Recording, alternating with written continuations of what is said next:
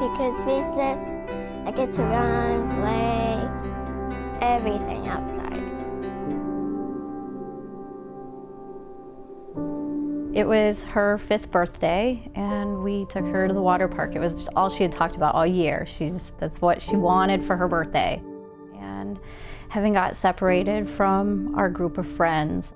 I saw her face down in the water, but I thought she was just one of those kids that were playing. They all like to play like that. And we heard shouting, right as we realized that we weren't sure where she was. We were looking around for her, and that's when we saw that they had pulled her out of the water. And she didn't have a pulse, and she wasn't breathing. And so I started CPR on her. She was lifeless and blue.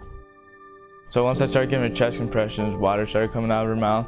And I just kept going like that for a good 2 minutes, and at the end of the 2 minutes, she started coming back slowly.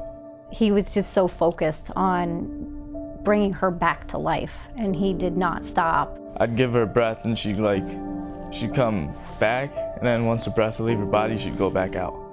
And it took a total of 2 minutes to bring her back. And then she was taken to the hospital, and we did not see Brad again until a year after that. Brad Hennon received the National Life-Saving Award for Professional Responders because he was in the capacity as a lifeguard of a professional responder. Brad, as a lifeguard, was trained by his employer in Red Cross life-saving skills. The Red Cross is known primarily for our response to disasters.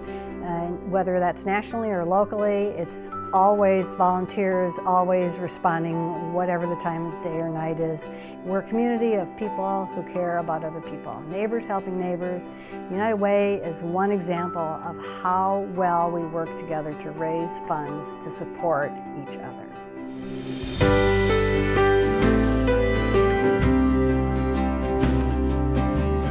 The constant reminder that it could have all just been gone in a split second. If it wasn't for Brad's immediate, response. He was there doing his job, doing what he was supposed to be doing, and he jumped in and he pulled her out of that water, and he knew what he needed to do, CPR, to save her life.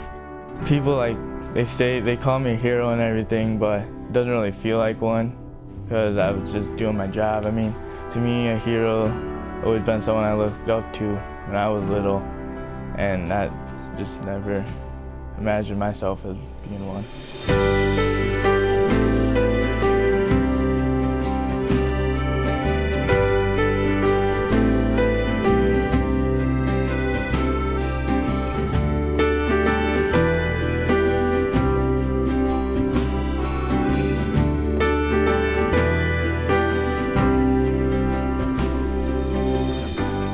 Just like to say thanks for Brad for saving my life.